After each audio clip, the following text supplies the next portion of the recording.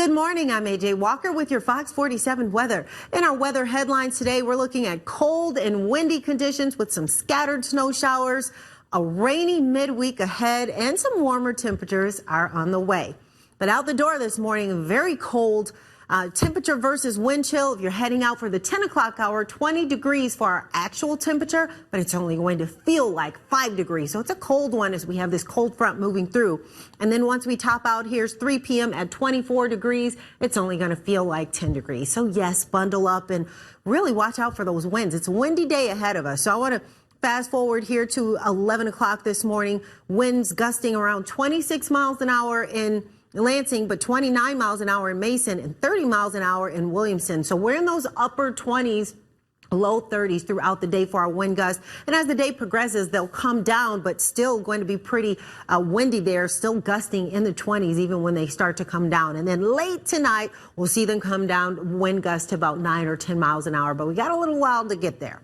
Now, here's a look at what we're tracking on our futurecast. Isolated snow showers to start us out. Most of us are dry, just cloudy conditions. But then once we fast forward to about 4 o'clock this afternoon, late this afternoon, early evening, you start to see more these snow showers impact a few more of our neighborhoods, and they become pretty scattered. Not anything significant to worry about in terms of accumulation, but enough to make those roads kind of slick and slippery out there as you're out there. And then as the day progresses, here's 8 p.m. We're nice and dry, just cloudy conditions. I saw a little isolated snow shower pop up, but that's about it.